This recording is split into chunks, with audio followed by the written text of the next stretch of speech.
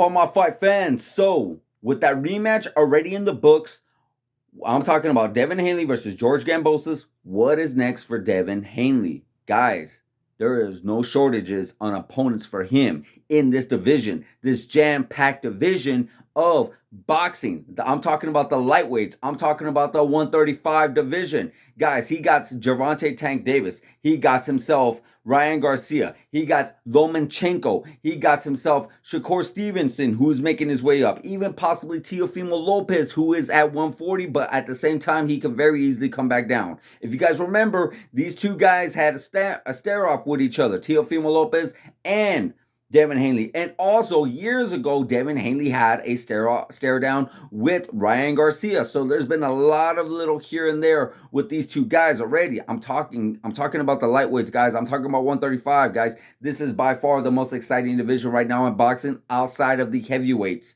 So what is next for Devin Haney? Honestly, guys, I would like to see him go against Lomachenko. Lomachenko is coming back. He has not been back since December, where he pretty much beat a Richard Comley, which was a very, very good fight. Lomachenko pretty much shut him out. Unanimous decision. Looked amazing. If you guys remember, he actually asked the ref to stop the fight, a.k.a. also Roy Jones Jr., if you guys remember that back in the day. But he actually tried to do that in this fight with Richard Comley, but he pretty much washed him. That's it. Done. Pretty much unanimous decision. Lomachenko won every single round. Then we got him fighting this Saturday, October 29th, against, I believe was his name, Jermaine Ortiz. Relatively unknown, but still, Lomachenko, he is a beast. We already know this. He was by far the undisputed lightweight champion. We remember he lost the bounce to Teofimo Lopez. I believe it was in June 2020. Correct me if I'm wrong on that one. But he lost them. Then his next match was against Richard Comley, and now here we are against Jermaine Ortiz in Saturday.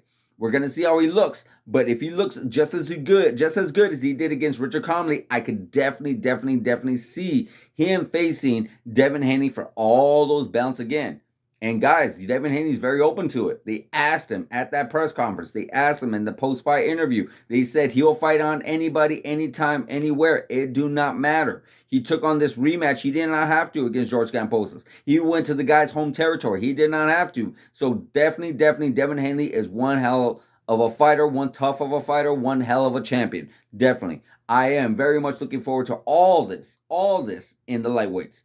I'm telling you guys, it is my favorite division right now in boxing. Just like it's my favorite division in the UFC. UFC, you got the bantamweights, the 135ers. I can name all the names, and I've been through them, and I will get into them soon because we got a lot of action there.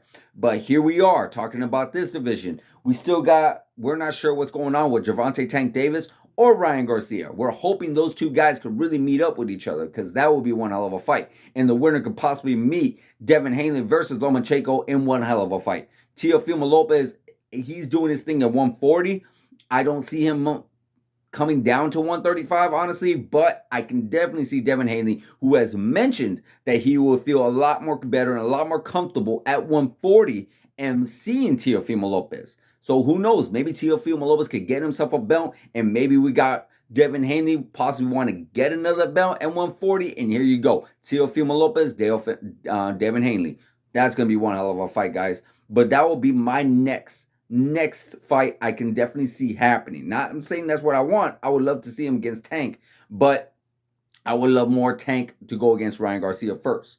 But with Teofimo Lopez doing his thing, Tank, Ryan Garcia doing their thing, Lomachenko, can't wait to see that fight. That is definitely a number one contender fight for Lomachenko for sure. Because you cannot deny